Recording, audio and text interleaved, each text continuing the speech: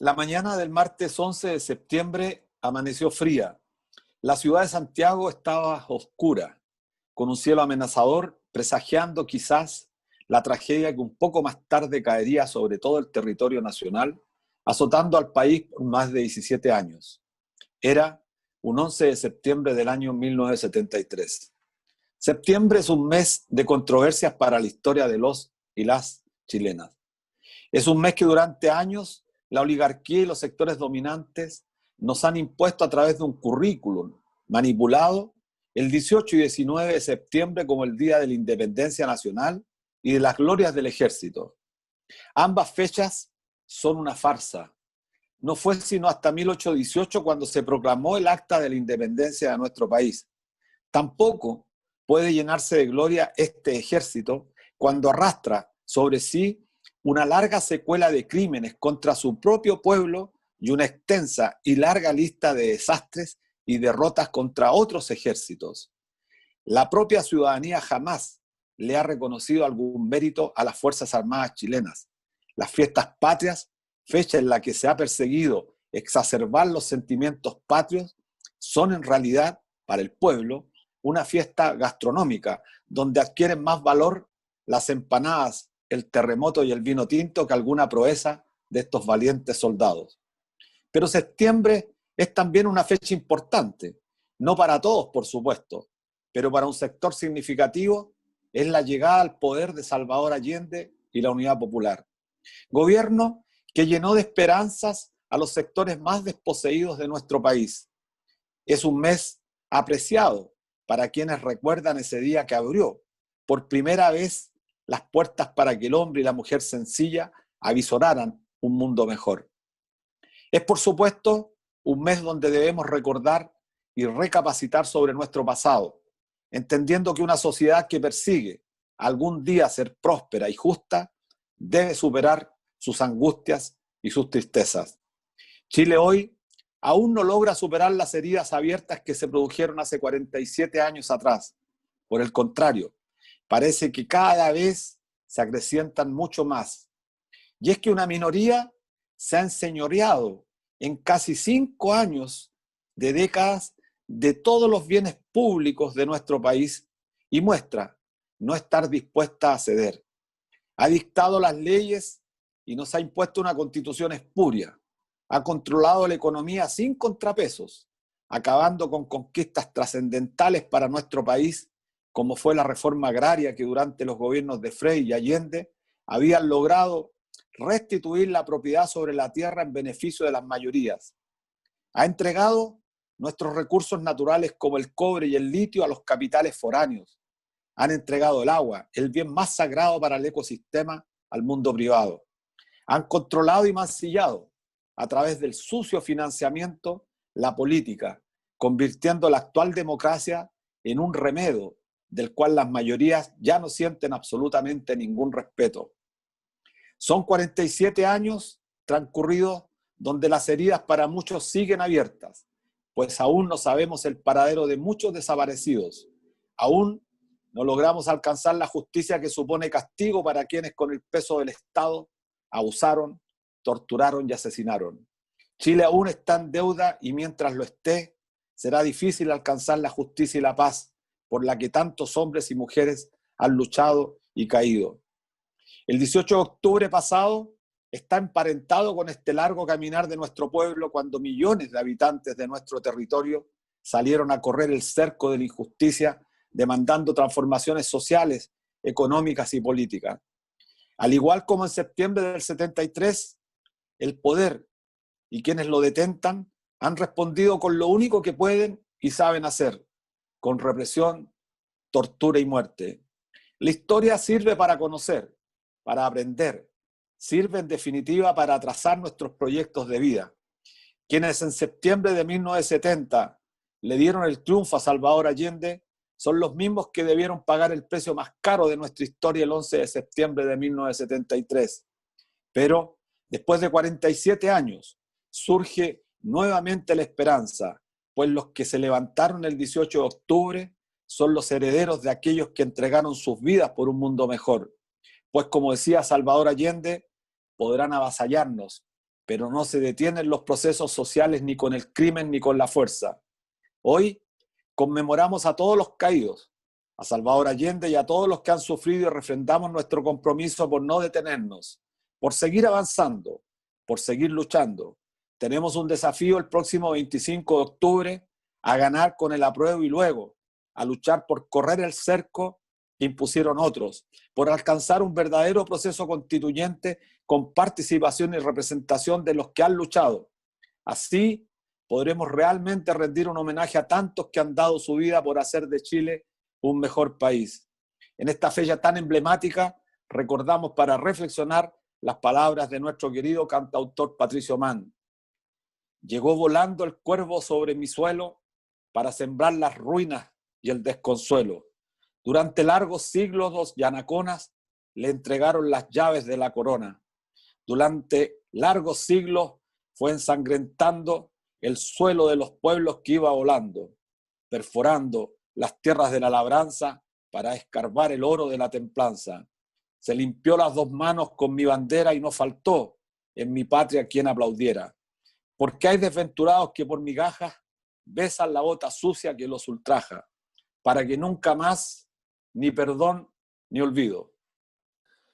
Hola queridos amigos, amigas, estamos como todos los días viernes a las 16 horas en un nuevo programa de debate social en la radio que piensa, la radio 102.5 FM, Radio Universidad de Chile.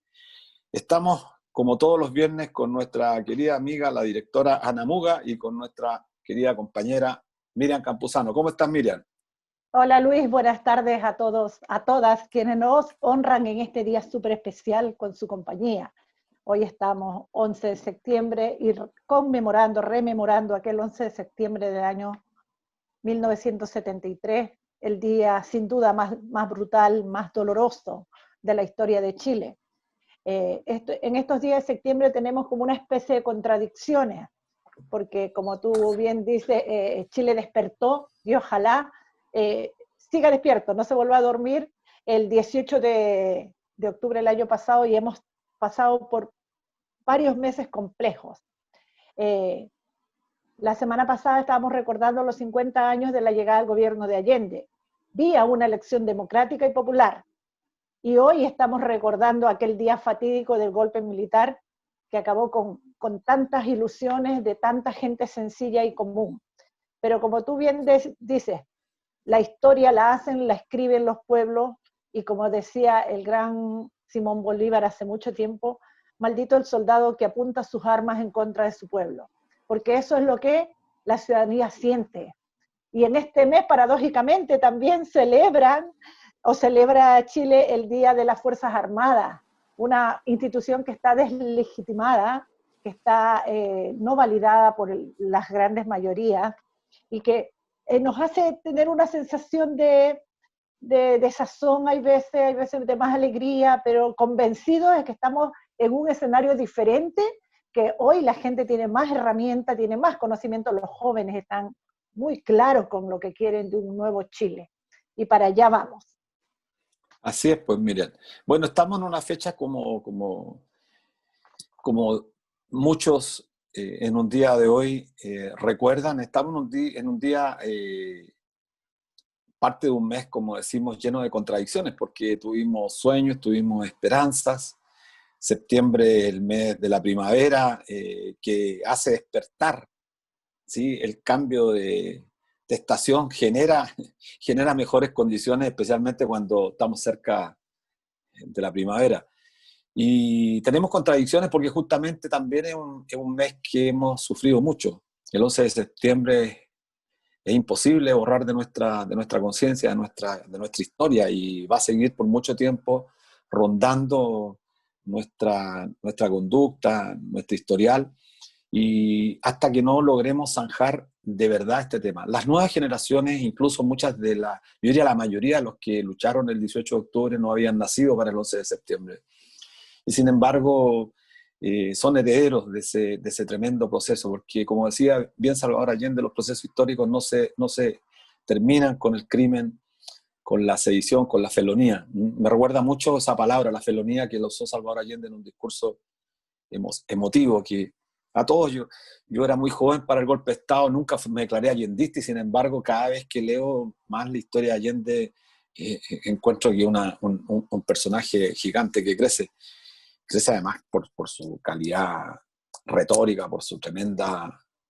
Imagínate que los políticos que uno observa hoy día son francamente... Yo creo que ni siquiera se atreven a compararse, o sea, no hay comparación, pues, en fin. Pero estamos en una fecha importante, creo que la mejor manera de restituirle a todos los que dieron su vida, a los que lucharon, a todos nuestros viejos, que el próximo 25 de octubre ganemos y a partir de ahí abramos el proceso, porque no se abre ahora. El 25 de octubre recién estamos mirando la posibilidad de que nos convirtamos realmente en los que diseñemos un nuevo Estado para nuestro país. No está todo ganado, pero tenemos la esperanza y la posibilidad, y cuando al pueblo se le abre la posibilidad, tenemos que jugarnos con todo y creo que ese es el desafío.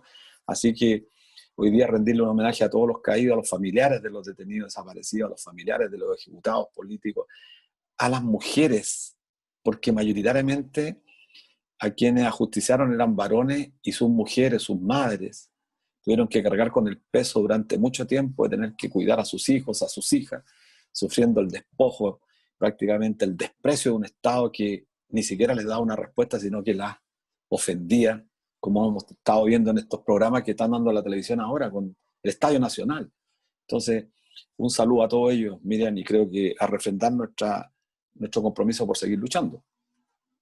Así es. Y bueno, a 47 años parece que el pueblo maduró, la gente ya no es la misma, la gente ya se empoderó, sabe de sus derechos, pero quienes siguen en el pasado con las mismas prácticas añejas son los mismos que propiciaron aquel golpe vergonzoso para Chile, y no repitiendo los mismos patrones. Ya vimos la puesta vergonzosa en escena de los camioneros también haciendo lo suyo, y bueno, ya vemos que esta gente que antes estaba por el rechazo ahora está por el apruebo, con unas volteretas. Pero en estas últimas semanas hemos visto que muchas de esas cosas que producen cambios reales son porque la presión del pueblo es la que se manifiesta. Exacto. Mira, yo creo que es re importante, muy importante, que nos distingamos, porque creo que a la ciudadanía, a los hombres comunes, las mujeres sencillas, lo que les interesa es escuchar de quienes tienen algún rol en la sociedad, que hablen con la verdad, sin eufemismo. Creo que eso es lo que se echa de menos de personajes de la historia nuestra como el propio Salvador Allende, ¿eh? Que creo que es imposible no mencionarlo cada vez durante el mes de septiembre a lo menos. Y la valentía del discurso, como dicen ahora, el discurso genera realidad. Bueno, el discurso es fundamental y cuando estamos llenos de gente que habla con eufemismo, usando metáforas los más inteligentes, yo creo que estamos mal, porque no se habla nada claro y a la gente la confusión la hace muchas veces desencantarse. Y por eso el 25 de octubre tenemos que hablar claro. Entonces, algo importante, Longueira, Lavín, Kass, Escalona, Soledad Alvear, todos ellos están por el apruebo. Entonces alguien podría decirnos, oye, pero ustedes también están por el apruebo. Están con Kass, con Longueira. No, nosotros queremos el apruebo para acabar con la injusticia. El apruebo tiene que ser un apruebo con contenido, el apruebo porque queremos restituir la seguridad social, queremos recuperar el agua, queremos recuperar el litio, queremos volver a recuperar el cobre para nosotros, queremos acabar con esta constitución espuria. Por eso aprobamos, pero aprobamos como una primera parada, un primer salto, porque el segundo salto es que los constituyentes, los que escriban la Constitución, lo tengan que hacer en un proceso realmente democrático y sean genuinos representantes. No queremos a Nicolás Izaguirre escribiendo la Carta Fundamental, a Camilo Escalona que dijo que era fumar opio, tratar de cambiar la Constitución, y mucho menos estar alertas y atentos ahora, porque no podemos escuchar este discurso que presiona, como el señor Desbordes, que quiere que aprobemos esta ley de criminalización, que es la reedición nuevamente en septiembre de seguir criminalizando la protesta social a través de la represión, el crimen, que eso es lo único que saben hacer esta gente. Afortunadamente tenemos una buena noticia. Se creó, se armó una nueva comando, por decirlo algo, de las organizaciones sociales y los ciudadanos por el apruebo, que se pasó a llamar Movimiento Ciudadanía Constituyente por el Apruebo, y que creo que era sumamente necesario. Sí, es muy importante porque existen varios comandos que muy legítimos, pero la gran mayoría de los comandos, todos los comandos, hay que decirlo, hasta el momento son formados por los partidos políticos. Los partidos políticos en Chile tienen un 3 o 4% de legitimación ante la ciudadanía y por lo tanto no son los que deben tener la monopolización de este proceso. Además, porque tenemos que correr la valla, no es posible que los independientes no puedan participar en el proceso de escribir la Constitución si no lo hacen sobre la base de los partidos. Eso es inaceptable. Y creo que es importante esta nueva instancia que se ha creado, donde efectivamente tenemos que poner mucha fuerza para que el 25 realmente la gente se motive, la gran mayoría, los jóvenes, se motiven, porque sin ellos la historia no la vamos a poder cambiar. Así es, ahora vamos, tenemos, el tema es alucinante, es emocionante. Vamos a un pequeño corte musical con el tema Maldigo del Alto Cielo, una versión de esta composición de Violeta Parra, en la interpretación de Bajo Cielo Band, y a la vuelta tenemos un tremendo y gran invitado. Estamos de vuelta en este espacio Debate Social en la 102.5 del dial FM de Radio Universidad de Chile y en su señal online y por streaming a través del fanpage @canal.social. Tenemos un tremendo invitado el día de hoy. Él es el economista Manuel Riesco, vicepresidente del Centro de Estudios Nacionales del Desarrollo Alternativo, SENDA, quien hace poquito estuvo de aniversario. Es profesor de la Universidad de Chile y ha sido coordinador externo de investigación del Instituto de Investigaciones de las Naciones Unidas para el Desarrollo Social. Además, fue director de la Escuela de Ingeniería Comercial en la Universidad Arcis. Estuvo en el directorio de la Universidad de Valparaíso y también de la Arcis. Ha sido parte de la Fundación para la Superación de la Pobreza y ha integrado consejos asesores presidenciales para la educación, consejo asesor de litio y anticorrupción. Además es un experto en políticas públicas y bueno, además de decirlo que lo conocemos por su gran aporte en las luchas por previsión y seguridad social. En estos días de septiembre, Manuel, que son un poco contradictorios. La semana pasada recordábamos los 50 años de la llegada del gobierno de Allende y la Unidad Popular, vía elecciones democráticas, y ahora estamos recordando el día fatídico del golpe militar que acabó con ese sueño de muchas y muchos chilenos. ¿Cómo vives estos días de sentimientos encontrados tú, con tu experiencia, con tu presencia en esos tiempos? Es imposible recordarlos sin estremecerse. Mira, hace 2 días, una anécdota que puede no tener importancia, pero yo creo que puede ser interesante también para los auditores.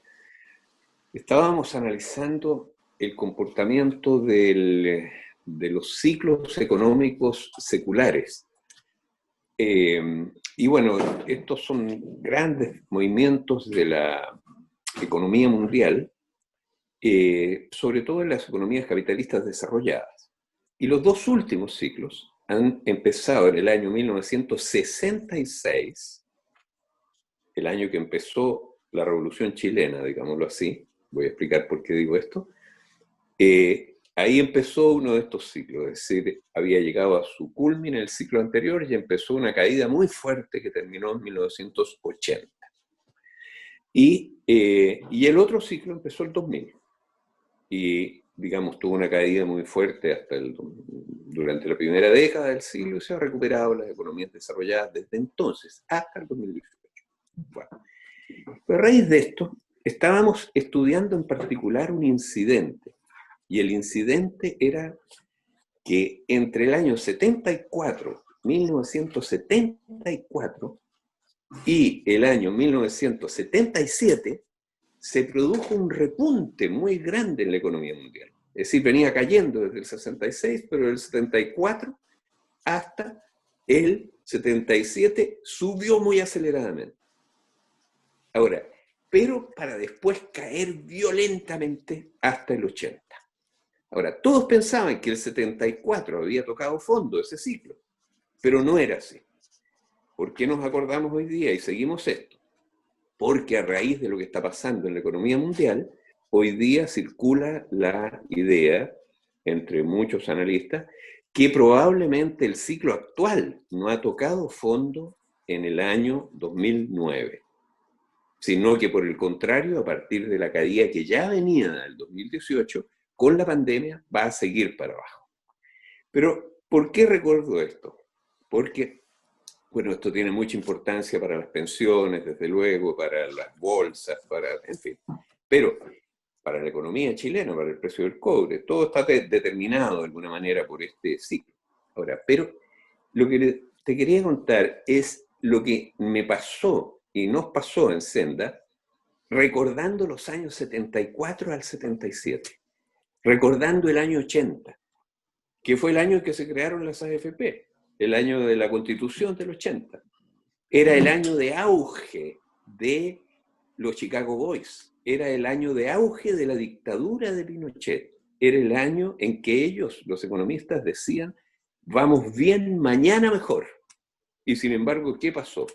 Que a los 2 años habían quebrado todos los bancos, todos los grupos económicos, en fin. Entonces, la reflexión que teníamos era cómo el 11 de septiembre de 1973, es decir, hace 47 años, digamos, el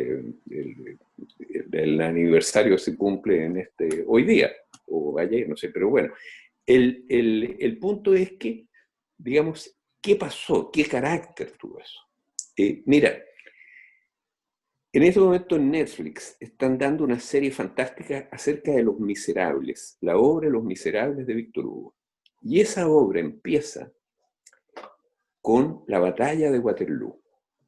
Y es una escena, es una serie muy buena de la BBC de Londres, una escena dantesca en el cual hay un campo enorme, inmenso, interminable, cubierto de cadáveres, de soldados muertos. ¿Y quiénes son los soldados muertos? Los héroes de Francia, los que se pasearon por toda Europa derrocando todo el viejo régimen del viejo continente. Y ellos están derrotados absolutamente. ¿Y qué es lo que viene después de Waterloo? Viene lo que se llamó la restauración borbónica.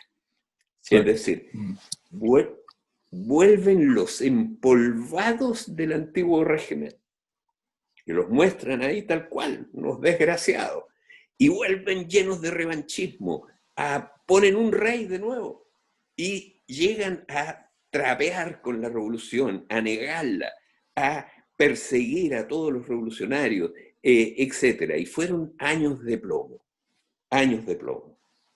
Ahora, ¿en qué terminó todo eso? En lo que relata Los Miserables, Víctor Hugo en Los Miserables, en la revolución de 1830, donde el pueblo se alza nuevamente, el pueblo de Francia, y donde establece, por fin, Francia reconoce a su madre, que es la revolución.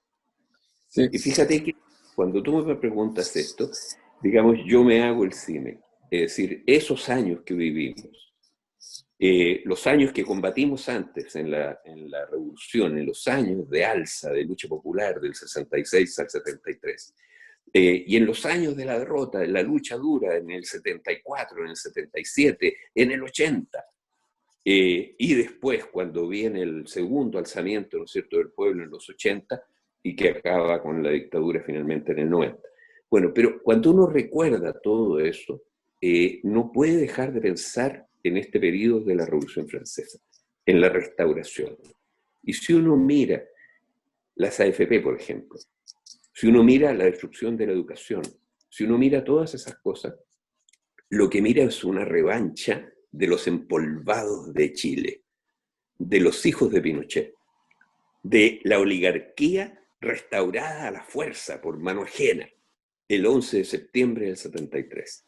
Y felizmente, todo eso y también las AFP están terminando ahora. Eso es lo que yo pienso. Sí, bueno, muy buena la analogía, creo que... Bueno, un gusto tenerte acá, Manuel. Y bueno, nosotros también hemos estado reflexionando un poco respecto de lo que ocurrió en Francia. Resulta prácticamente imposible no mirar Francia cuando estamos mirando Chile, qué curioso. porque la revolución de 1789, que es justamente un proceso interesantísimo para comprender por qué se producen los fenómenos de transformaciones sociales, se da la contradicción o la paradoja que allá también hicieron una asamblea nacional, que es el símil de lo que podría ser una asamblea constituyente, y que abre justamente uno de los procesos democráticos más grandes de la historia de la humanidad, porque somos herederos de alguna manera de la Revolución Francesa, de lo que se logró ahí, los derechos del hombre, no cabe ninguna duda.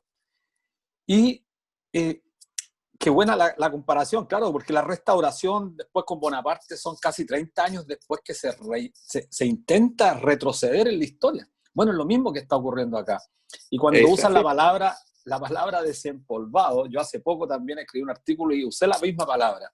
Qué extraño que hoy día cuando los chilenos, las chilenas lograron el 15 de octubre correr la valla, plantearnos una demanda democrática, porque creo que hay que explicarle a los auditores, la Asamblea Constituyente es quizás la expresión o la instancia más democrática dentro del régimen capitalista. No es una medida socialista, es absolutamente democrática, es la mayor expresión, porque ahí confluye la expresión del soberano a establecer un diseño del país que quiere. Pues bien, los desempolvados, aparecieron los Longueira, los Lavín, aparecieron, por el apruebo, ojo, aparecieron Soledad Alvear, Camilo Escalón, una cantidad impresionante de gente que es en alguna medida también, yo diría, responsable de lo que ha pasado y de lo que la gente está demandando con tanta fuerza. Yo te quería preguntar lo siguiente, Manuel, por la experiencia que tienes tú y además por el prestigio del que gozas, que estamos enfrentados a un hecho histórico el 25 de octubre, que nosotros queremos ganarlo con el apruebo, pero lo hemos reflejado en una suerte de metáfora futbolística. El primer tiempo termina el 25 de octubre, hay que ganarlo por goleada. Pero viene un segundo tiempo, y ese segundo tiempo tiene que ver con la elección de los delegados a esta convención, a esta constitucional o constituyente, y que podemos perder el segundo tiempo. Entonces, la experiencia nuestra es impresionante porque los chilenos han tenido hitos muy grandes. El 83, cuando despertamos el 11 de mayo del 83 y que fue intensa nuestra pelea hasta el 2 y 3 de julio del 86, que después vino toda esta negociación extraña. Y bueno, ahora despertamos el 18 de octubre nuevamente. La importancia que tiene, porque por vez primera estamos a punto de ganar el derecho a escribir una constitución. ¿Cómo la ves tú? Eso me interesa mucho, el por qué los independientes están limitados a participar activamente, los dirigentes sociales. Solamente obstáculos para que los dirigentes sindicales, gremiales, los dirigentes de los pobladores, de la Junta de Vecinos puedan participar. ¿Qué te parece eso en el contexto de la comparación que hiciste con Francia, que me parece relevante? Bueno, me parece gravísimo. Y creo que después de obtener una victoria muy grande el 25 de octubre, en el plebiscito, en el primer tiempo, como decías tú, a mí me parece que el tema que hay que plantear es cómo ganar una mayoría popular en la Asamblea Constituyente. Digamos que se llama Convención Constitucional, ¿no es cierto? Bueno, Yes. ese es un punto clave. Es decir, por ejemplo, mira, yo quiero decir que para Senda, para mí, estar en este programa, que es un programa de No Más AFP, es un honor muy grande. ¿Y por qué?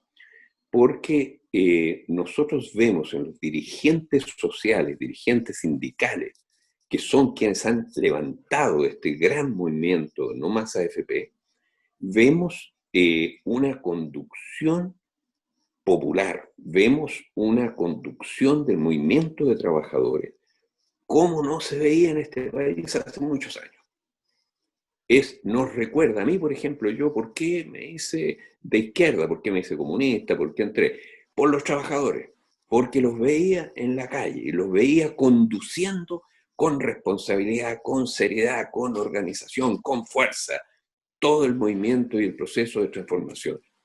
Ahora, digamos, durante mucho tiempo estaba aplastado el movimiento de trabajadores, pero en los dirigentes, en ustedes mismos, yo veo dirigentes que levantan en cada momento las consignas adecuadas. Por ejemplo, esta carta que ustedes firmaron recién, más de 220 organizaciones, en que por primera vez ponen los puntos sobre las IES claramente el movimiento sindical, digamos, para acabar con el ahorro forzoso, para acabar con el abuso de las AFP. No más parches, no más arreglines, no más esto, no hay que acabar con esta cosa. Y plantean la derogación del 3.500 y plantean echar abajo ese proyecto que se ha gestado, digamos, en el gobierno. Entonces, esos dirigentes, que son una conducción real del pueblo, a mi juicio deben estar en la Asamblea Constituyente. Hay que ver maneras de hacerlo. Los partidos tendrán que ver cómo, digamos, hacen que esto sea posible. Porque efectivamente los independientes en este momento tienen grandes dificultades para presentarse como independientes. Y hay que además presentar un frente unido, porque de alguna manera más resultados, mejores resultados. Entonces yo creo que viene una gran discusión ahí para cómo lograr que esto se haga posible. Y yo estoy seguro que una gran victoria el 25 de octubre hará posible también romper esta verdadera costra en la cual a los dirigentes sociales, a los dirigentes del pueblo, las dirigentes y los dirigentes del pueblo, se los ha venido dejando atrás sistemáticamente, a veces por obligación legal, porque le exigen no sé cuántos títulos para entrar al Parlamento. Entonces, en fin. Manuel. Claro. Bueno, pero Sí, en resumen creo que es comentar un punto clave. Que la pérdida de derechos sociales ha sido una de las principales consecuencias de lo que habíamos hablado acerca del golpe militar. ¿Cuán cerca estamos de recuperarlos hoy, enmarcados entre la Revolución Popular de Octubre, que tú bien haces mención, y el proceso constitucional abierto por este mismo estallido, por esta rebelión de los trabajadores del pueblo? ¿Cuán estamos cerca de recuperar? ¿Cómo tú avisoras este ambiente? Mira, yo soy viejo y soy veterano de 3 revoluciones.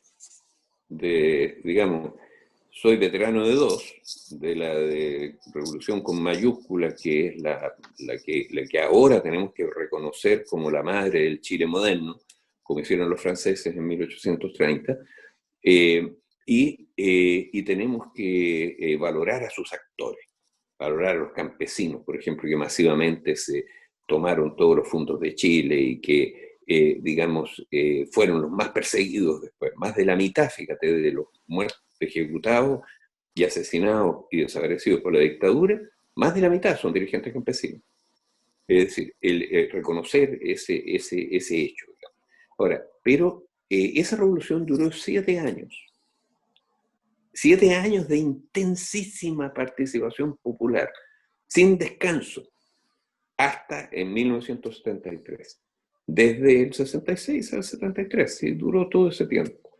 Ahora, después, ¿qué pasó en la segunda revolución que a mí me tocó participar? Que es una revolución auténtica, que es la que hacía alusión Luis. Es decir, que empezó el año 83, el 11 de mayo, y culminó en realidad con la salida de Pinochet, porque el pueblo estuvo en las calles, digamos, con su presencia directa, empujando todo hasta el 2 y 3 de julio, como él dijo, del 86, y después en la práctica fue el pueblo el que, digamos, como dicen ahí, con un lápiz, ¿no es cierto? Un lápiz, claro, pero que venía precedido de no sé cuántos años de lucha en las calles, pues. Y que con dirigentes que llegaron a última hora y se colaron ahí en el intersticio de la lucha entre las fuerzas principales y negociaron con los de arriba para quedar ellos mandando, digamos, en el proceso. Eso pasa muchas veces también. Y bueno, se inauguró este periodo largo. Fíjate, Luis, ya que hemos hecho recuerdos históricos, hay un periodo de la Revolución Francesa que se llama el Directorio, y que es el periodo más miserable, que es el que vino después del periodo del terror, del periodo de los jacobinos. Bueno, y un gran escritor, Stefan Zweig, califica ese periodo diciendo: es el tiempo en que el dinero se apropió de la política, se adueñó de la política. Y efectivamente es lo que se vivió desde el 90 para adelante. Sí, sí. Y Y claro, yo siempre en broma, y digo, sí, ¿alguien conoce, saben un señor que se llama Barra? ¿Tú ubicas a un señor que se llama Barra? Barra. Porque tú ubicas a Napoleón, ubicas a Sí. Robespierre, ubicas a Antón, ubicas a Marat, ubicas a todos los grandes dirigentes, pero a un señor Barra, lo ubica, incluso a Fouché lo ubicaba en todo el mundo. Sí. Pero este señor Barra, ¿y quién fue? Bueno, fue uno de los grandes presidentes del tiempo del directorio, pues. Y así van a pasar a la historia los dirigentes de este periodo, que se las dan de grandes, digamos, conductores, y la historia no los va a recordar mucho, creo, con mucha simpatía. Pero Sí, bueno, oye, Manuel, sí, yo yo quería tengo preguntar, disculpe, pero Manuel, simplemente, sí. muy interesante. Mira, yo quería preguntarte algo que me parece relevante en el contexto de lo que estamos viviendo. Bueno, estamos en una crisis económica muy grande. Fue interesante lo que planteas tú respecto a los ciclos seculares. Y claro, estamos entrando en un proceso crítico, quizás muy difícil de poder proyectar o pronosticar cuál va a ser el curso de la economía mundial, pero se ve a lo menos que la cosa va a ser compleja y difícil, más aún con la crisis sanitaria, y va a golpear fuertemente, ya de hecho está golpeando muy fuertemente a los países de Europa, especialmente que ya están entrando en un cambio climático. Ellos esperaban Francia, España, Italia repuntar con la industria del turismo y no les fue muy bien porque hubo rebrote en Inglaterra, bueno, en el Reino Unido. Entonces la cosa, creo que los efectos se van a venir a ver recién el próximo año. Y yo quería llevarte un tema central, el caso chileno. A mí me han estado llamando de otros países preguntando, qué increíble que el retiro del 10%, que era una fracción importantísima, todavía no han retirado todos, pero se puede llegar a superar los 15.000 millones de dólares que representan un porcentaje muy alto del PIB.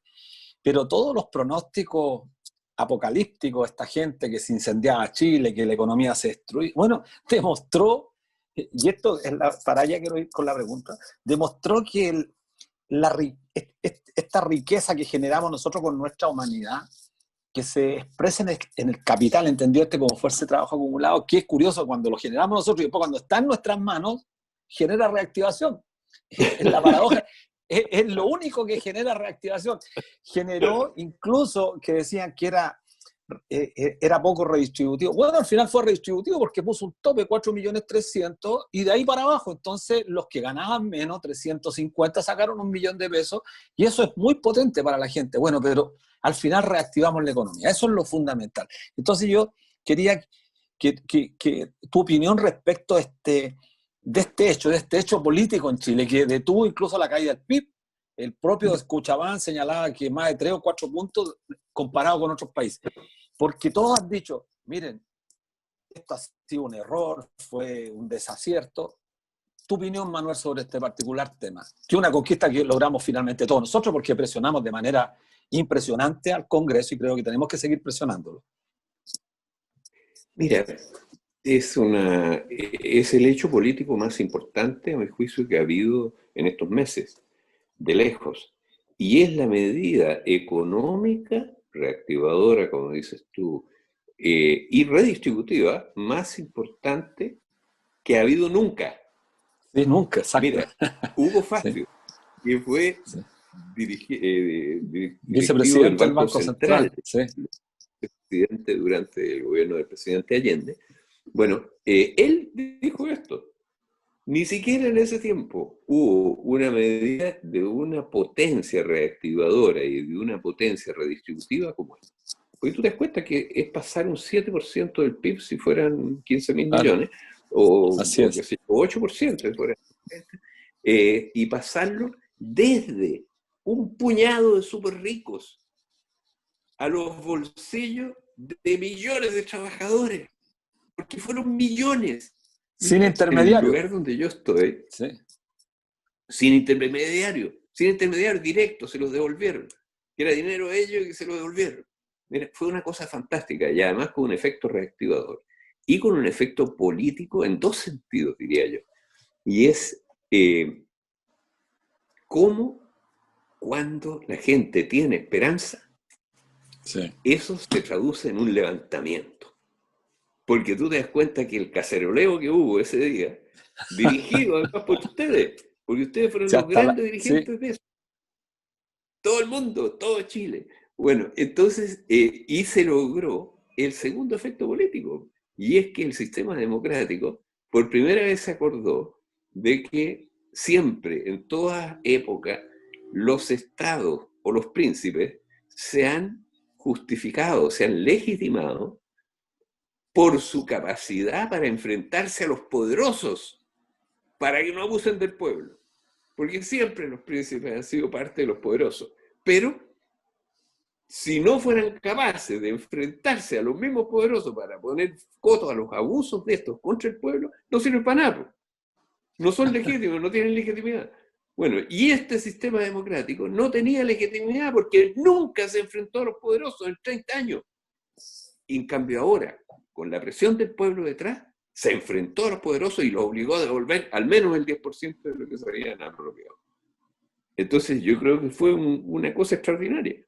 Ahora, y eso abre paso también para que el pueblo vea que el sistema democrático, si se lo empuja debidamente, puede efectivamente hacer cosas como esta. Yes. Entonces, me parece que es una cosa extraordinaria.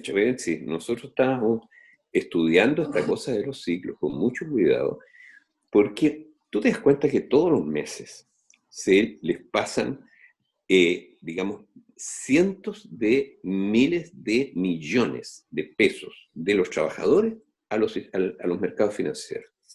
Entonces, en un año se les pasan 10.000 millones de dólares, ¿no? En cotización. Son casi 800, 900 millones por mes. Bueno, y el grueso de eso, porque hay una colita, un tercio que destinan la AFP a pagar las pensiones, a hacer su aporte a las pensiones, pero el resto queda en manos de los súper ricos. Pasa directo a los bolsillos de los súper ricos. Ahora, y no lo devuelven más.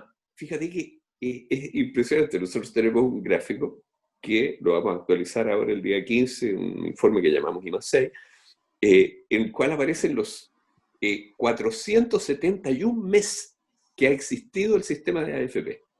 Ha existido desde 1981 hasta ahora 471 meses. Estamos en el mes 471. Claro. Bueno, pues en 470 meses los trabajadores y el fisco le pusieron plata al sistema. Porque las cotizaciones, más los subsidios, menos las pensiones que pagaba el sistema, era negativo. Es decir, plata que les llegaba de los trabajadores y del fisco a los súper ricos que manejan este dinero. Es decir, siempre perdimos plata. Excepto un mes, en agosto. Porque agosto es el único mes en que por primera vez los trabajadores recuperan, como decías tú, 15.000 millones de dólares. Sí. Es el único flujo positivo. Sí. Entonces, es muy, muy, muy importante esto. Es muy importante. Así es, Manuel. Y creo que quedó demostrado también cuán importante es para el Chile, para el trabajador común hoy, y para todos aquellos que damos la lucha por construir un nuevo Chile con seguridad social garantizada en una nueva constitución y terminar con las FP, levantar un nuevo sistema previsional que sea solidario y de reparto. Tú estás en la misma lógica, ¿ves ahora la importancia de construir este nuevo Chile? ¿Crees que estamos cerca de recuperar los derechos básicos fundamentales en este tiempo? Mira, lo principal, lo primero, yo creo, es terminar los abusos. Porque los abusos son justamente el resultado de la restauración, esta que hablábamos, oligárquica durante todo este periodo. Y los abusadores son los hijos de Pinochet. Si piensas quiénes son los que están detrás de las AFP, son los que eran los antiguos, ¿tú te acuerdas, Luis? Los antiguos grupos Cruzat y Vial. Claro, partieron con el Banco Santiago, sí, en los 80, sí. Exactamente, eran empleados de ellos. La Proida, ¿quién la formó? El Grupo Cruzat. Después Penta, los dueños de Penta hoy día, ¿quiénes eran? Empleados de Cruzat. Después los del Grupo Consorcio, ¿de dónde salió eso? Del Grupo Cruzat también. O sea, digamos, se apropiaron de estos dineros de los trabajadores y con estos dineros de los trabajadores se compraron medio Chile. Y por supuesto, además con deuda externa, que cuando el dólar subió de 39 se triplicó a no sé cuántos pesos. Bueno, el resultado es que quebraron todo. Pero el origen de esto y quiénes son es ese abuso. Entonces, durante todo este tiempo, esta es la gente que tiene el dinero de las AFP. Y tienen que devolverlo.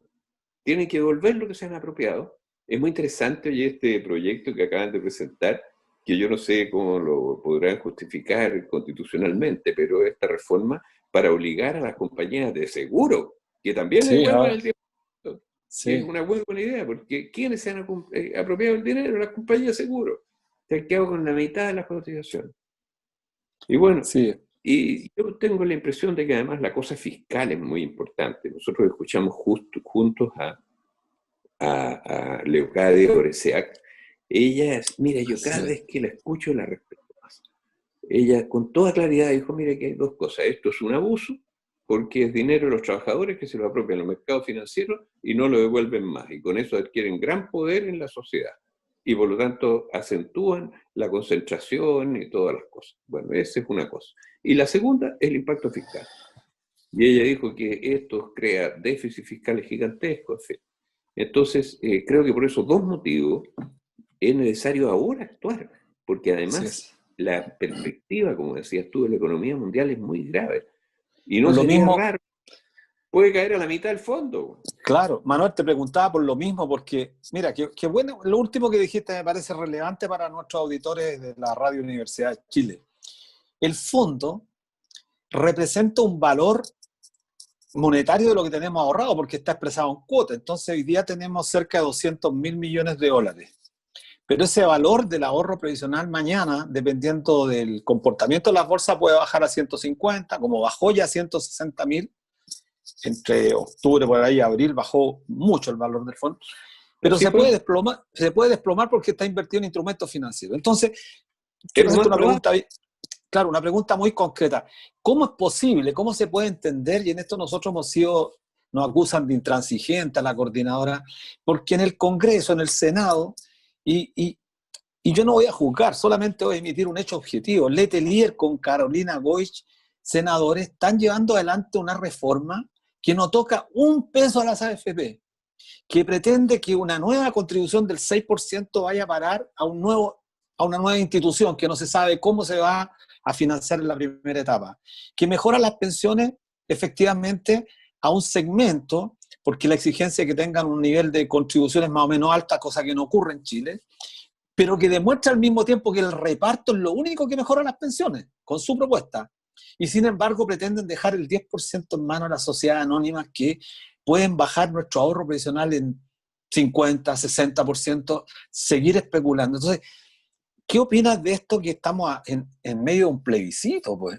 En medio quizás de un cambio inédito en nuestro país. Por eso mandamos la carta esta que vaya en más de 250 organizaciones sindicales reales.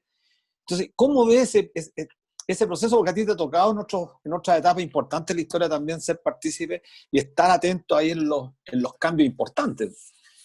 ¿Cómo es esto que se haga esta situación? Porque es relevante para nuestros auditores ver que no es un capricho de la coordinadora el oponerse a una reforma que no toca a las AFP, no es un capricho nuestro. Mira, la profesora Leocadia Oreseac terminó, recuerda, su intervención la semana pasada diciendo el-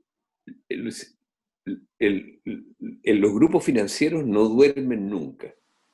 Mm. Siempre están Sí, buscando apropiarse de los dineros, digamos, de la gente para sus propios intereses. Y este proyecto es una muestra de la tosudez insólita. Mira, la semana pasada, uno de los que está detrás de este proyecto, que fue subsecretario de UNEUS, su sí, apellido, que Cristóbal fue Uneos, sí.